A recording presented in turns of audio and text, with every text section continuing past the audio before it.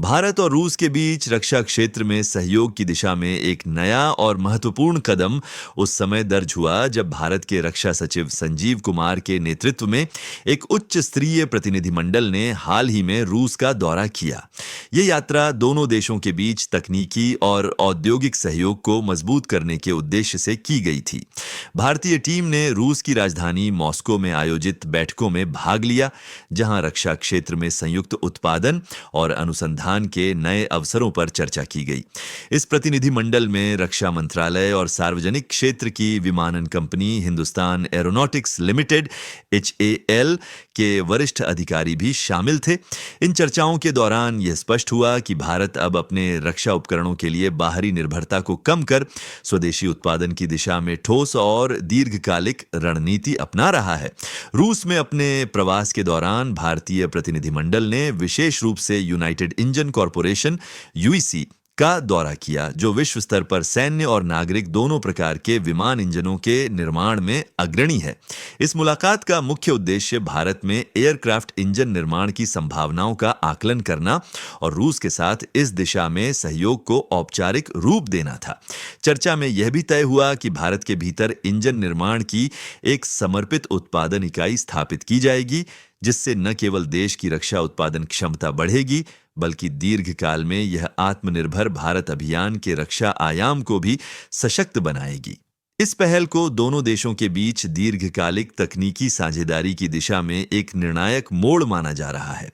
बैठकों के बाद भारत और रूस के बीच एक महत्वपूर्ण समझौता ज्ञापन MOU पर हस्ताक्षर किए गए, जिसमें HAL और रूस की यूनाइटेड एयरक्राफ्ट कॉरपोरेशन UAC के बीच साझेदारी का ढांचा निर्धारित किया गया है। इस समझौते के तहत दोनों देश मिलकर भारत में एयरक्राफ्ट इंजन निर्माण और उससे जुड़ी तकनीकी विशेषज्ञता के क्षेत्र में काम करेंगे। विशेषज्ञों के अनुसार यह समझौता न केवल भारत के रक्षा उत्पादन को गति देगा, बल्कि देश की तकनीकी क्षमता को भी विश्व स्तर पर प्रतिस्पर्धी बनाएगा।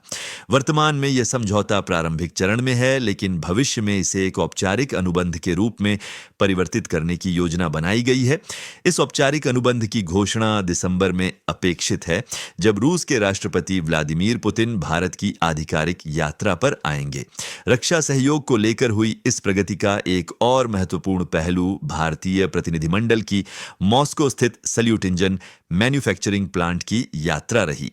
यह संयंत्र रूस के अत्याधुनिक लड़ाकू विमान Su-57 के इंजन निर्माण के लिए प्रसिद्ध है। भारतीय अधिकारियों ने इस प्लांट का निरीक्षण कर उसकी उत्पादन प्रक्रिया, अनुसंधान सुविधाओं और गुणवत्ता नियंत्रण प्रणाली को नजदीक से देखा। इस निरीक्षण का उद्देश्य भारत में इसी प्रकार की उन्नत तकनीक आधारित उत्पादन क्षमता विकसित करना था, जिससे भविष्य में भारत भी स्वतंत्र रूप से आधुनिक विमान इंजनों का निर्माण कर सके। इस निरीक्षण से यह संकेत मिलता है कि भारत अब रक्षा उत्पादन में मात्र उपभोक्ता नहीं, बल्कि एक सक्रिय साझेदार बनने की दिशा में बढ़ रहा है।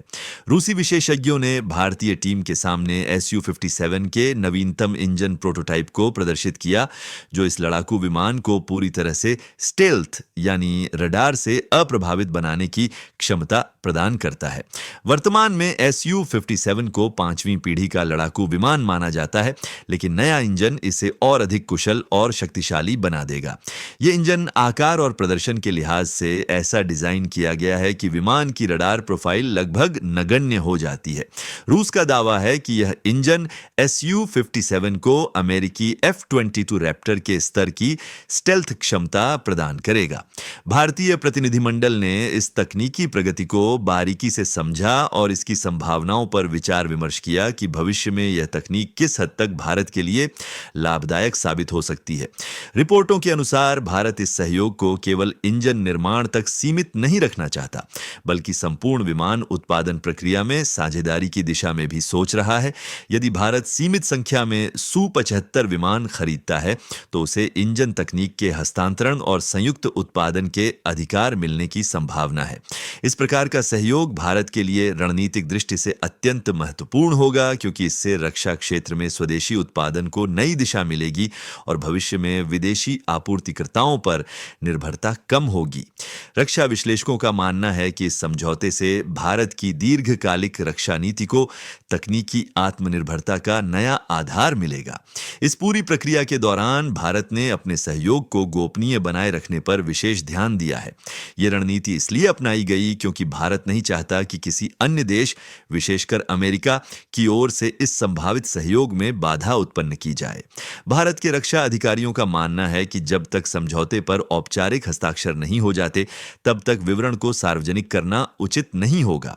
अमेरिका और रूस के बीच चल रही प्रतिस्पर्धा के बीच भारत का यह कदम एक संतुलित कूटनीतिक प्रयास है, जो उसे दोनों देशों के साथ अपने रणनीतिक संबंध बनाए रखने में मदद करेगा। भारत और रूस के बीच यह नई पहल न केवल रक्षा उद्योग में सहयोग का प्रतीक है, बल्कि यह दोनों देशों के लंबे समय से चले आ रहे विश्वास और रणनीतिक साझेदारी का भी विस्तार है। पिछले कई दशकों से रूस भारत का सबसे विश्वसनीय रक्षा साझेदार रहा है और यह नया समझौता उस विश्वास को और गहरा करेगा। इस डील से भारत को न केवल तकनीकी लाभ मिलेगा, बल्कि देश में रोजगार सृजन, अनुसंधान और उत्पादन के क्षेत्र में भी नई संभावनाएं खुलेंगी। यदि यह परियोजना योजनानुसार आगे बढ़ती है, तो भारत निकट भविष्य में उन्नत रक्षा उपकरणों के निर्माण में आत्मनिर्भर देशों की सूची में शामिल हो सकता है। इस प्रकार भारत और रूस के बीच हाल ही में हुए इस MOU ने रक्षा सहयोग के एक नए युग की शुरुआत की है। इंजन निर्माण से लेकर उन्नत विमान तकनीक के विकास तक यह समझौता भारत की रक्षा क्षमताओं को मजबूत करेगा और स्वदेशीकरण की दिशा में निर्णायक कदम सिद्ध होगा। आने वाले महीनों में जब औपचारिक समझौता साकार होगा, तो यह न केवल दोनों देशों के द्विपक्षीय संबंधों को नई ऊंचाई देगा, बल्कि वैश्विक रक्षा परिदृश्य में भी भारत की स्थिति को और सशक्त बनाएगा। तो दोस्तों, यह थी हमारी आज की खास रिपोर्ट भारत और रूस के बीच रक्षा सहयोग के उस ऐतिहासिक अध्याय पर, जिसने आने वाले वर्षों में भारत की ताकत और तकनीकी आत्मनिर्भरता को एक नई उड़ान देने की शुरुआत कर दी है। रूस के साथ यह इंजन डील सिर्फ एक समझौता नहीं, बल्कि भारत की रक्षा रणनीति का भविष्य तय करने वाला कदम है। जब दुनिया सुपर पावर बनने की होड़ में लगी है, भारत अब अपने इंजन खुद बनाने और अपने आसमान की सुरक्षा अपने दम पर करने की दिशा में बढ़ चला है। आने वाले महीनों में जब यह MOU एक फाइनल एग्रीमेंट में बदलेगा, तब दुनिया देखेगी कि भारत अब सिर्फ खरीदार नहीं, बल्कि वैश्विक डिफेंस टेक्नोलॉजी का निर्माता भी बन चुका है। अगर आप भी ऐसे ही एक्सक्लूसिव और डीप एनालिसिस वाले रिपोर्ट्स सबसे पहले देखना चाहते हैं, तो नीति न्यूज को अभी सब्सक्राइब कर लीजिए, क्योंकि यहां मिलती है वो खबर जो सतह से नहीं, गहराई से बताई जाती है। अगले एपिसोड में हम लाएंगे भारत की अगली रक्षा साझेदारी के पीछे की अंदरूनी कहानी और उसका भू राजनीतिक असर। जुड़े रहिए, क्योंकि नीति न्यूज सिर्फ न्यूज नहीं, राष्ट्र की नीति की आवाज है।